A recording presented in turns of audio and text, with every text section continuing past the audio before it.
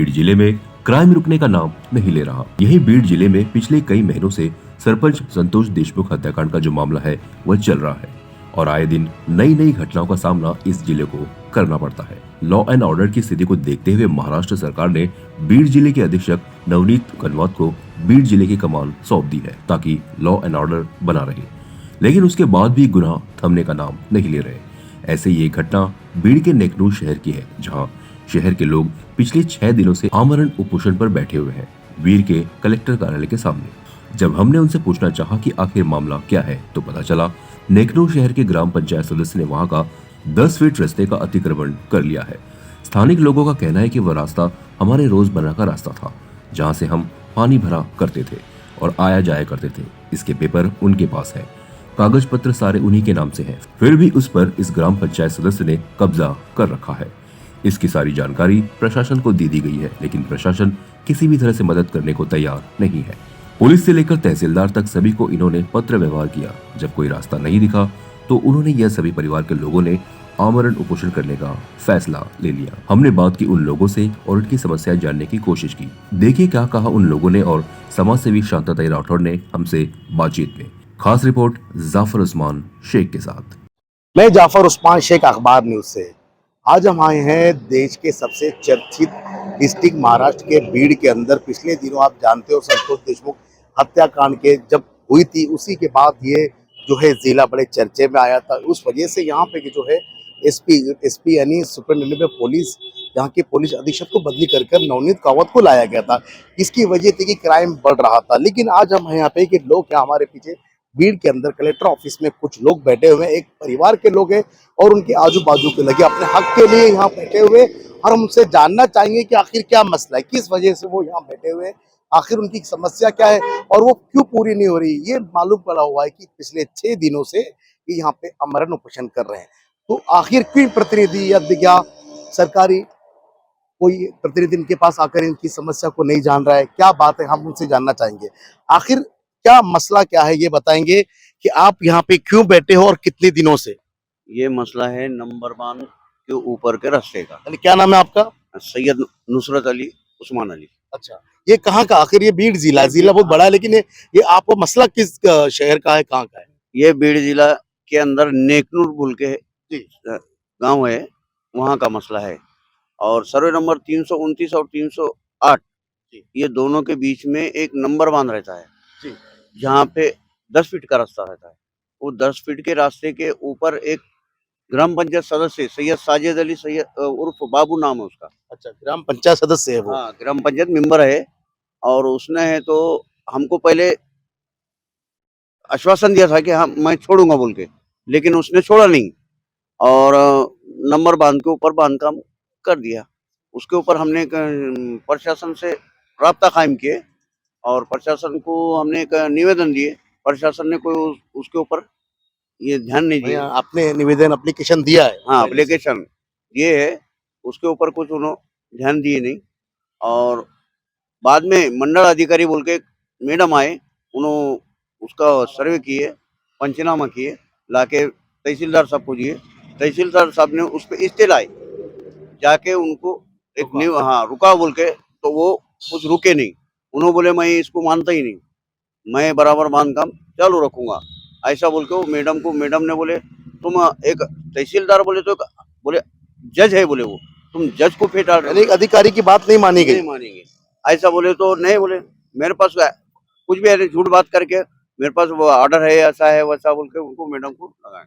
यानी काम चलते रहा। उसके बाद आपने ऑपरेशन किया, यानी इसका आपने ऑपरेशन के लिए अर्जी दी थी कि हम ऑपरेशन कर रहे हैं? बिल्कुल अर्जी दी वाली है। तो उसके लिए कोई यहाँ पे प्रतिनिधि आया सरकार की तरफ से? सरकार की तरफ से कोई मंडल अधिकारी आए थे। मंडल अधिकारी ने हमको बोले कि हमने बोल दिए, बोले उनको बांधकाम चालू बंद कर दो बोल के, लेकिन उसने बांधकाम बंद नहीं किया।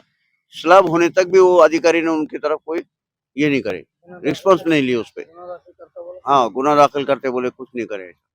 यानी पुलिस से भी आपने बात की थी? पुलिस को इस कंप्लेंट की थी इस चीज की? जी हाँ, पुलिस वगैरह से हमने निवेदन दिए थे ना, दरखास्त दिए थे वहाँ पे।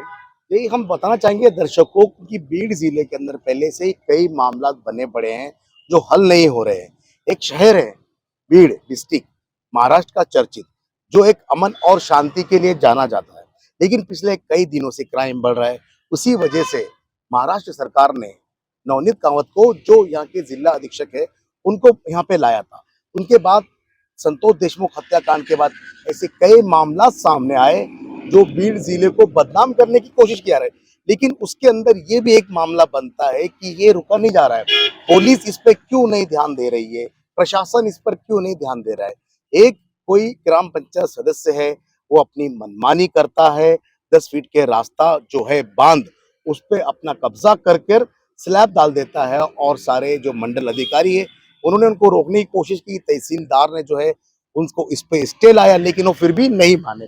यह महिलाएं हैं जो यहाँ पे पिछले 6 दिनों से यहाँ बैठी हैं। हम उनसे जानना चाहेंगे कि आखिर क्या समस्या है, क्योंकि महिला जब बैठी है तो प्रशासन को उस पर ध्यान देना चाहिए। ये हमारी भी गुहार है कि इनकी समस्या को जल्द से जल्द निवारण करें। क्या नाम है आपका? फरजाना। कि आप क्यों बैठे, आपको पता है क्या है समस्या आपकी, क्या मुश्किलात का सामना कर रहे हैं आप? हमारे रास्ते का मसला है, हमारे जाने आने की परेशानी है। वहाँ पे बारिश का पूरा पानी उसका स्लैब का हमारे रास्ते के ऊपर है, हमने जाना आना कहाँ से, ये मसला है हमारा। हमारे हर चीज की परेशानी है, आने जाने का उत्तर रास्ता है हमारा, तो हमारा खाली रास्ते की मांग है हमारी। यानी वो रास्ता बंद कर दिया गया है? बंद नहीं है, 3 फुट का छोड़े हुआ है। पहले कितना था? पहले भी उतना बोले तो 10 फीट का है, तो उन्हें बांध काम उस 10 फीट के ऊपर कर दिया ना, उन्हें 3 फीट का रास्ता छोड़े हुआ है खाली। यानी कहीं ना कहीं कब्जा कर दिया गया है। कब्जा हुआ है। कब्जा होगा बिल्कुल, और मानने की सिफत नहीं है उसमें।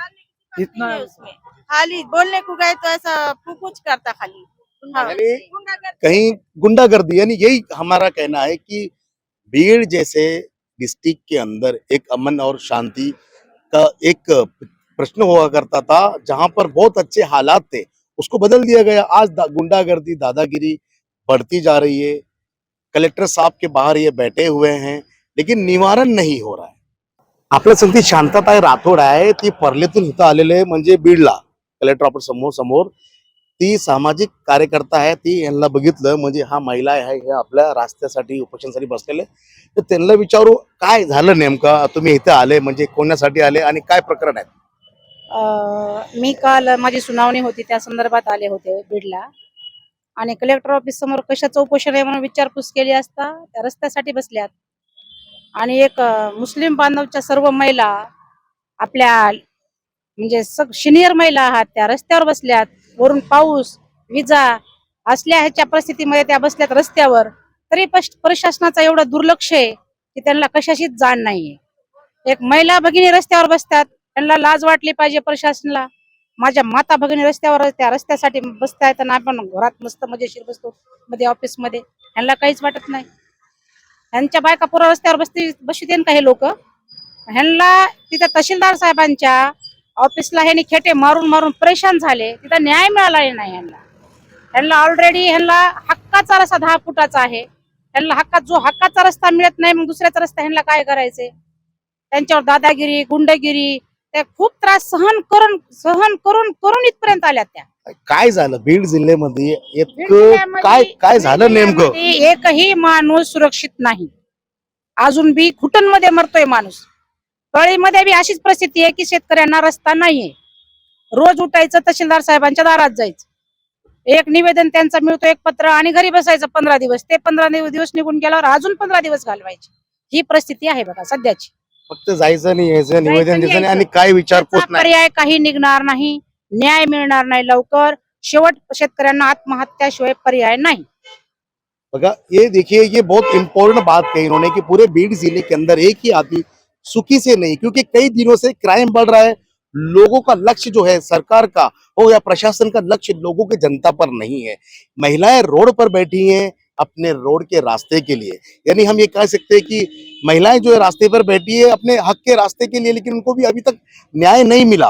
वो बैठे सामाजिक कार्यकर्ता जो है, उनको देखकर उनको ये लग रहा है कि देखिए बारिश है, तूफान है, बिजली हो रही है, और रोड रास्ते में बैठे हुए, लेकिन प्रशासन के कान में जू नहीं रेंगती। काय मग पुढचं काय होणार? आता ह्या महिला उपाशी तपाशी बसल्या, ह्यांची रोजी रोटी कमवून खाणारे पोट भरणार का उपोषणाला बसणार? आता हे 6 दिवसापासून बसलेत, ह्यांचे लेकर बाळ कुठं, ह्यांचे घरदार कुठं, ह्या महिला कुठं, ह्यांचा विचार शासनाने करायला पाहिजे। एकीकडे देवेंद्र फडणवीस साहेब मुख्यमंत्री साहेब म्हणतात की रस्ता जो अडविणार आहे त्यांच्यावर गुन्हा दाखल करा, कुणी अडवू शकत नाही. पण कुणी ऐकत का? तुमचं तो कुणी तुम्ही ऐका तिथं तुम्ही कायदेशीर तुम्ही हे GR काढतात आणि इथं GR ची अंमलबजावणी कधी होणार? इथं न्याय कधी मिळणार? मेल्यावर का? शेतकरी मेल्यावर पुन्हा तुम्ही पेपरला देतात. शेतकऱ्यांची आत्महत्या कशासाठी खोलवर तुम्ही का जात नाहीत? हे रस्ता 10-15 दिवसाची मुदत द्यायला तहसीलदार साहेब. 15 दिवसाच्या आत जर नाही मिळाला तर तहसीलदार साहेबांच्या दारकोंडी होईल. त्यांच्या दरवाजातून बाहेर निघणार नाही. आम्ही सर्व महिला त्या नेकनूरच्या तहसीलमध्ये ही आंदोलन करणार. इनका कहना है कि अगर ये मामला 15 दिन में नहीं सुलझता है तो फिर हम ये सारी महिलाएं जो है तहसीलदार के दरवाजे पर जाके उनको बताएंगे कि महिला की ताकत क्या होती है। लेकिन समस्या फिर वहीं आती है बीड़ जिले की कि क्यों बीड़ जिले पे नजरें नहीं बनाई गई है। कि हालात जो है राजनीतिक हालात के चक्कर में, उनकी अपनी जद्दोजहद के चक्कर में जो जनता आवाम है बड़ी परेशान है। देखिए इन्होंने कहा कि जो शेतकरी हैं, हमारे किसान हैं, वो परेशान है, उनके हालात पे कोई ध्यान नहीं दे रहा है। इस तरह से आज महिला पिछले 6-7 दिनों से यहाँ बैठी है। प्रशासन की नजरें सिर्फ राजकारण पर है, ना कि लोगों की समस्या पर। तो मैं हूँ जाफर उस्मान शेख, अखबार न्यूज़ से बीड़।